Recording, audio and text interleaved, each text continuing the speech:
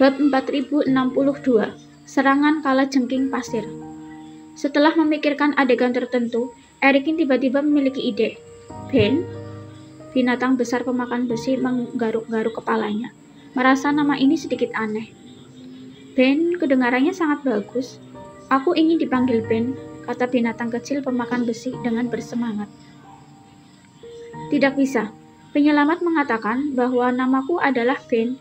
Hanya aku yang bisa dipanggil Ben.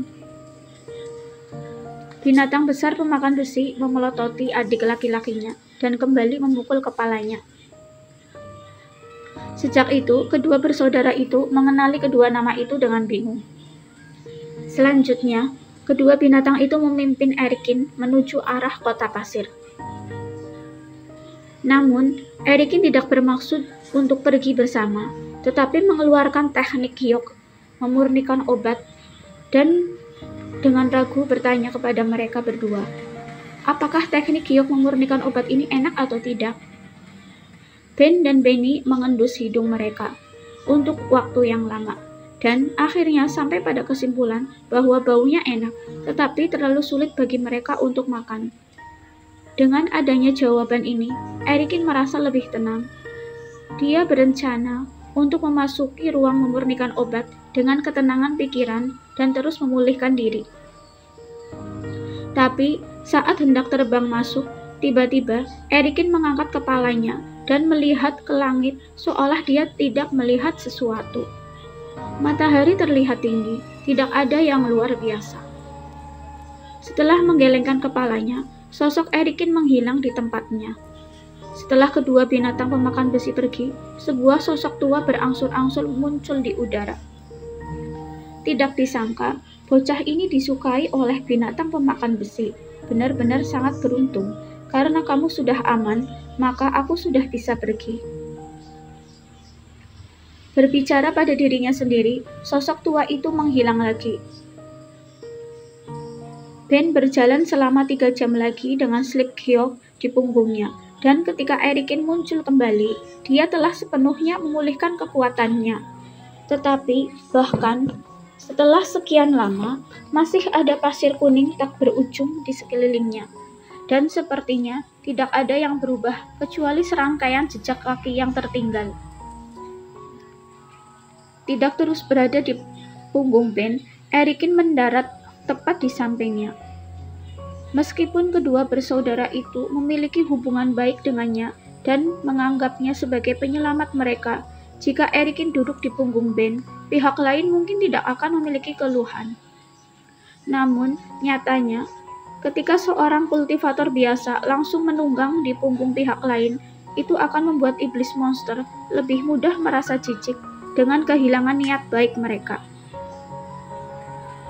Erikin tidak tahu apa yang dipikirkan kedua bersaudara itu, tetapi dia tidak ingin menjauhkan diri dari kedua binatang itu tanpa alasan.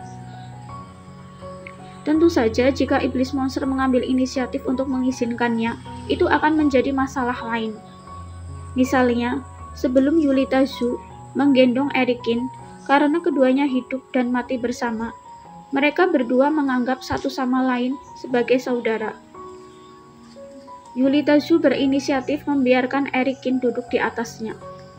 Percepat kecepatan penerbangan. Jika Erikin menolak pada saat itu akan terlihat bahwa dia tidak cukup percaya padanya. Jadi, kecuali Ben dan Benny mengambil inisiatif untuk berbicara, Erikin tidak akan bertindak tidak sopan hanya karena dia menyelamatkan mereka berdua.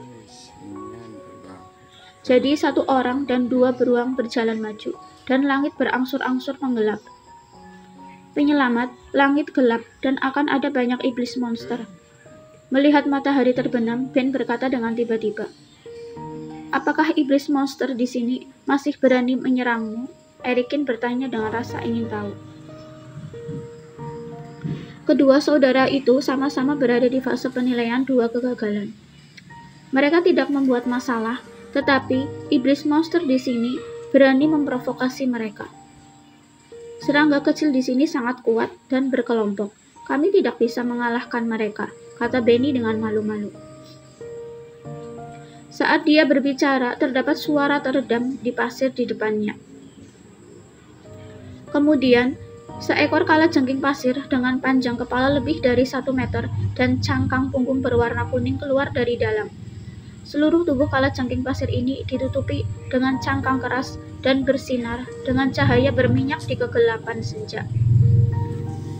Dua penjepit kalajengking tebal tergeletak di depannya, terlihat sangat kuat.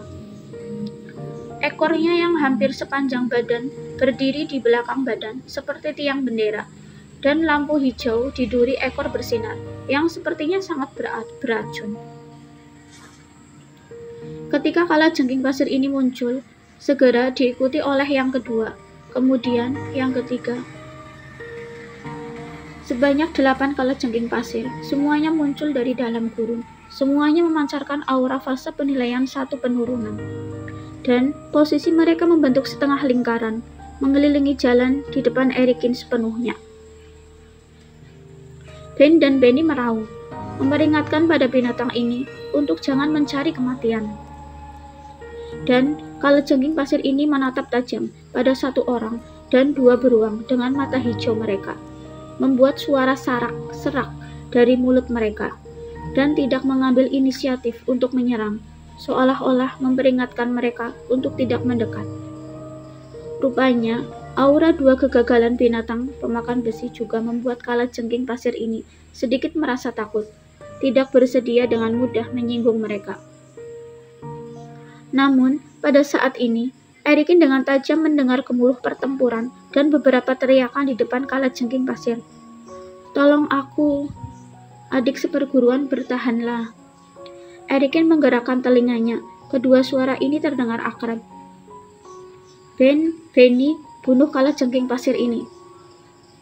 Menyadari sesuatu, Erikin berteriak dengan pelan, dan pisau Yue yang muncul di tangannya, kemudian bergegas menerjang keluar lebih dulu.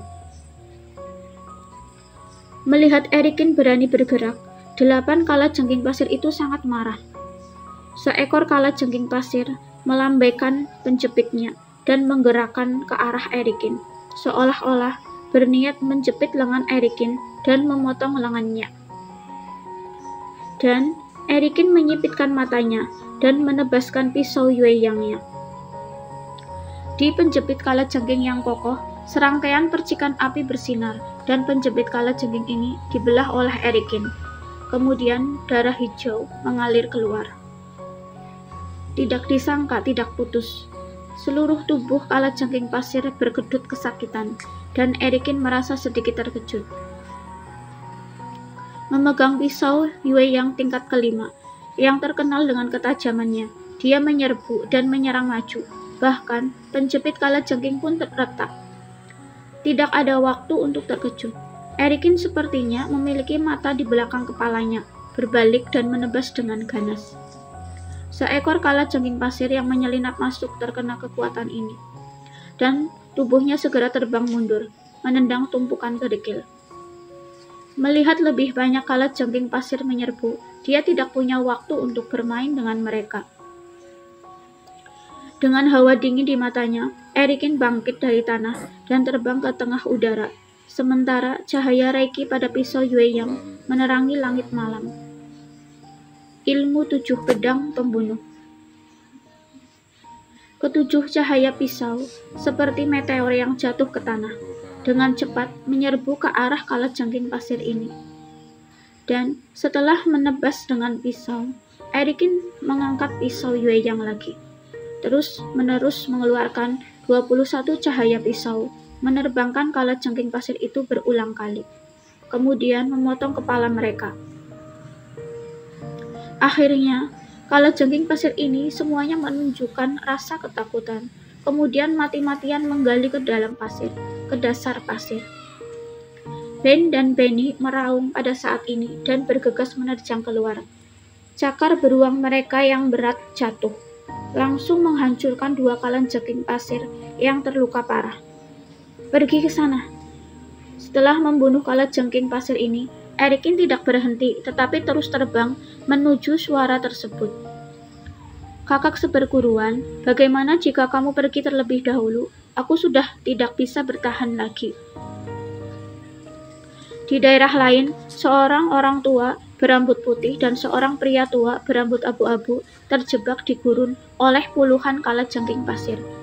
Kedua orang ini adalah dua orang tua dari sekte Kingsan. Saat ini, menghadapi musuh puluhan kali lebih banyak dari mereka, raut wajah kedua orang tua itu tampak sedikit pucat. Terutama pria tua berambut abu-abu, mencengkeram lengannya kesakitan saat ini. Di lengannya, darah mengalir dengan deras, dan lengannya menunjukkan warna hijau yang aneh, jelas dia terkena racun. Adik seperguruan, kamu tidak perlu putus asa. Kamu tidak terkena duri ekor, tetapi hanya tergores. Racunnya tidak dalam. Jika kamu bertahan sebentar lagi, mungkin ada seseorang di dekat sini yang bisa membantu kita. Orang tua berambut putih itu segera menghiburnya. Pada saat yang sama, dia membuang jimat satu demi satu, meledakkan gelombang udara ke sekeliling sehingga kalajengking pasir ini tidak berani menyerbu dengan gegabah. Bersambung.